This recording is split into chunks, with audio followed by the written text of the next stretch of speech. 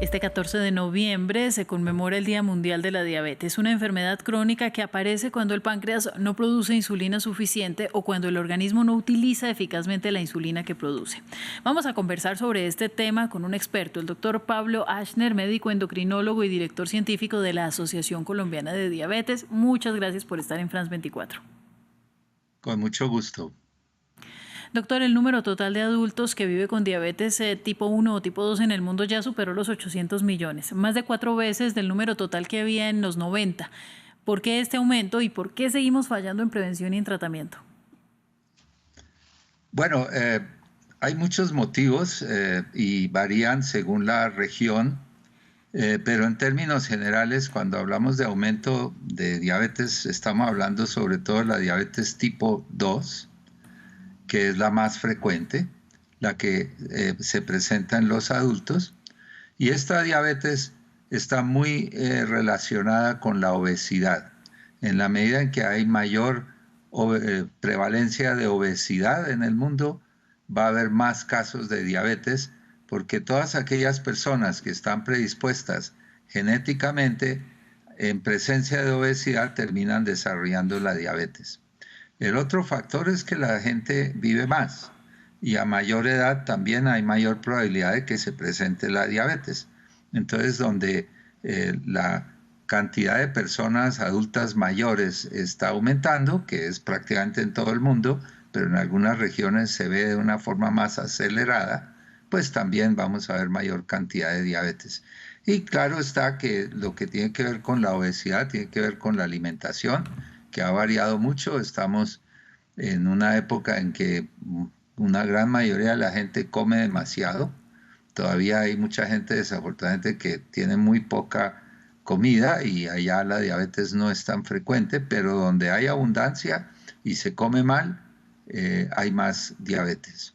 Bueno, hablemos más sobre eso porque el crecimiento, como usted decía, doctor, no es igual en todos los países. Un estudio de The Lancet indica que países de ingresos bajos y medios vieron el número de personas afectadas crecer, mientras países europeos o Canadá o Japón lograron estabilizar esas cifras. ¿En qué parten esas diferencias que tienen tanto que ver con el ingreso?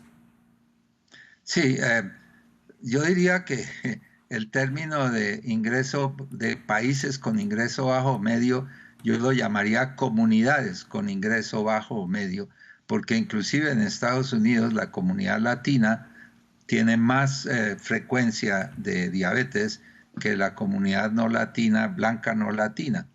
Luego es más relacionado con comunidades y tiene que ver con la etnia, o sea, probablemente la etnia latina, la raza latina tiene más predisposición a la diabetes que la raza que llamamos caucásica, que es la que predomina en Europa.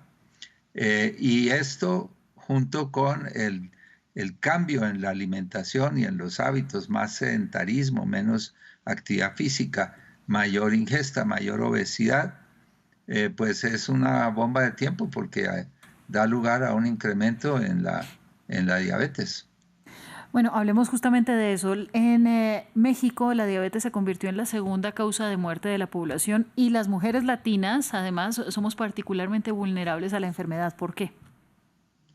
Bueno, esto es relativo porque lo que pasa es que en ausencia de la enfermedad entre las mujeres que no están enfermas, hay una protección, una cierta protección a los problemas cardiovasculares que son la principal causa de muerte en las personas con diabetes. Y repito, las mujeres que no tienen diabetes tienen una protección, menos frecuencia de enfermedad cardiovascular que los hombres. Las mujeres que ya tienen diabetes, digamos que hasta cierto punto se iguala el riesgo de tener enfermedad cardiovascular y por ende se magnifica, o sea que pareciera que tuvieran más, pero es más que todo porque se pierde esa protección que tienen las mujeres durante la edad fértil cuando no tienen diabetes. Pero sí es cierto que en ambos grupos, tanto hombres como mujeres, está aumentando las complicaciones de la diabetes y particularmente cardiovasculares. Eso tiene mucho que ver con el mal control, con la falta de prevención de los factores de riesgo para enfermedad cardiovascular y obviamente el incremento en número de personas. Hay todo un fenómeno alrededor de la diabetes porque se han popularizado los medicamentos que son para este padecimiento para perder peso y esto pues ha desviado un poco el discurso y además de los graves efectos secundarios que sufren las personas que malutilizan estos medicamentos. Pero cuando son para tratar la enfermedad, ¿cuál es su importancia y cuál es su efectividad? ¿Para ustedes esta vía del medicamento el mejor tratamiento?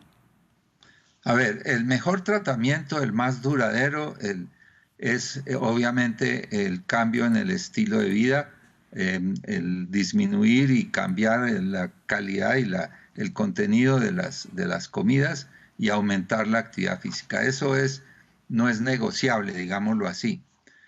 Lo que pasa es que eso es difícil de realizar en un medio de abundancia de comida y de todas las cosas que favorecen el sedentarismo, como los medios electrónicos, etcétera, que hacen que uno se mueva mucho menos. Todo eso es difícil de llevar a cabo para muchas personas y en particular por el tema del apetito y de que está la comida ahí y es difícil evitar comer. Ahí es donde entran estos nuevos medicamentos porque no son estos nuevos medicamentos que llamamos agonistas del receptor de GLP-1, no son adelgazantes por sí mismos, o sea, no queman grasa ni hacen una reducción milagrosa del peso. Lo que hacen es inhibir el apetito, aparte de bajar la glucemia, porque sí favorecen la producción de insulina, que a su vez es lo que necesitamos para bajar la glicemia, pero aparte de eso, bloquean el apetito. Entonces estos medicamentos funcionan con cambios en el estilo de vida. Por sí mismos no funcionan. Inhibir el apetito, si uno no deja de comer, si no cambia sus hábitos, pues no va a producir un descenso de peso. Y hay que tener en cuenta que la clave es esa, cambio de estilo de vida. De lo contrario, se suspende el medicamento, se sigue comiendo como antes y se vuelve la persona a engordar, a adquirir el peso que tenía antes. Bueno, muy rápidamente, doctor, la diabetes en toda esta conversación usted la ha relacionado médicamente con el sobrepeso y sin embargo yo quiero preguntarle cómo se está abordando ahora esta enfermedad, evitando un enfoque de gordofobia y entendiendo la diversidad de los cuerpos, ¿no? ¿Cómo se están dando estos nuevos abordajes que son más humanos con los pacientes?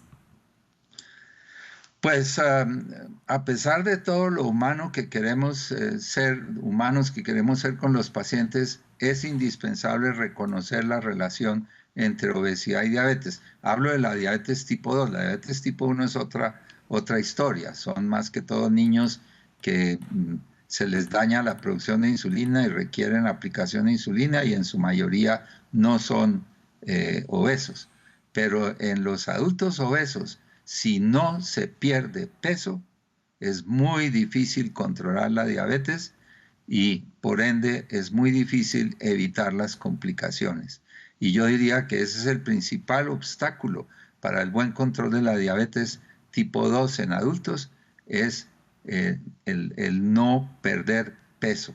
Esto es fundamental y es una parte clave de las metas iniciales para el manejo de la diabetes tipo 2.